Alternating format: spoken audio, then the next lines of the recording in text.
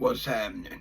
This is OG Eddie Lee, and I'm gonna clear the record on a few things that I read. I do read my comments. It might take a minute for me to double back and read my comments, but eventually I read my comments, right?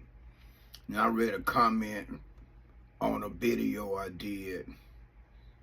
I'm not even sure, if I had to guess, maybe a month or two ago, where someone commented that their family was from the Campground Community, and they said they never heard of me. They don't know me. My first reaction was disappointing. My second reaction, which usually the reactions I go with, I don't normally go with my first reactions. I have to process what I've seen or heard, let it marinate in my brain a second. So normally I'm not gonna go with my first reaction anyway. A lot of my first reactions and my hastiness caused me a lot of problems in my teenage years. So I learned to be more patient, and if I have to, I'll read something over and over again to make sure I got the full understanding, or at least feel like I got the full understanding on what I read. Now, if it's some form of confrontation, me with somebody else, for whatever reason it might be, I'm in a different kind of mode.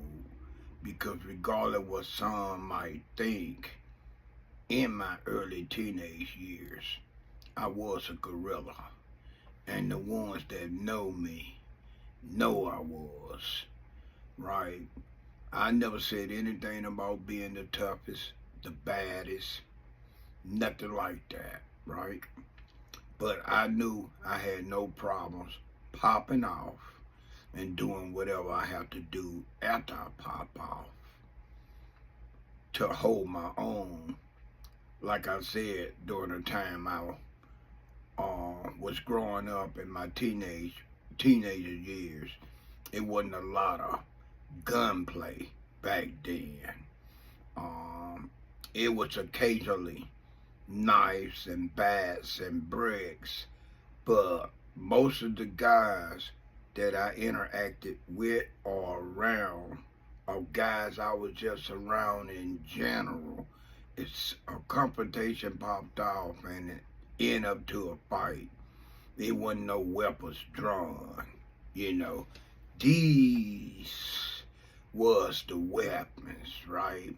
And to believe it or not, it wasn't even a lot of kicks and elbows then. It was uppercuts and some lefts and rights. But today's generation, if they gonna fight, they try their best not to. They rather let their weapons speak for them. But if they have to go toe-to-toe with somebody, you gotta watch how they, you gotta be alert, because now you got elbows in the game, you got knees in the game. A lot of this stuff, I guess, come from the mixed martial arts that a lot of these guys watch on TV, or maybe some games they might have played. So for an old school guy like me, that's ready to throw them like this, right? You know what I mean? Without the elbow and without the knee, would have to be careful going against somebody younger, in the younger generation, because you got to look out for the knees and the elbows. Okay, back to what I was talking about, and back to why I'm doing this video. This particular guy, like I said, he said that his peoples It's from the Campground Community. They didn't know me and they never heard of me. Right? My first reaction to that remark was disappointing, like I said. But my second reaction, and any reaction I had after I had my second reaction, the thoughts entered my mind like, good, that is fine. Because I know how social media is. I know how people are. I know it ain't too much you can't find out about a person without doing some form of social media background check or some form of Google background check, right, to try to see if this guy is legit.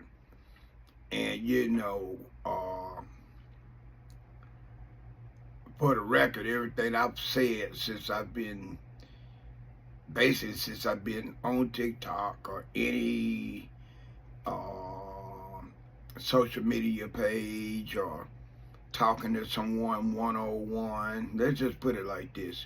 After I went through and I got released in October 16, 1978, at that point, I had no reason to BS anybody. None whatsoever. My intentions was to fly under the radar. I had to put a lot of years and distance in my past to be able to accomplish the things that I've accomplished so far. And hopefully it's things that I haven't accomplished that I will accomplish. But I say this, I never said that I grew up in the campground community, for the record. I said I was born inside the campground community. I lived the first 9 years of my life in the campground community. The first elementary school I attended when I first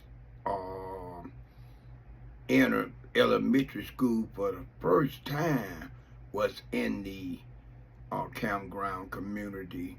But my grandmother, my uncles, and my aunts, some of them still lived inside the campground community. My grandmother raised 13 out of her 14 children inside the campground community. So when you say nobody knows me, you got to go all the way back to when my grandmother first moved into the campground community, which was in the early 40s, during the time my mom was under 10 years old, right?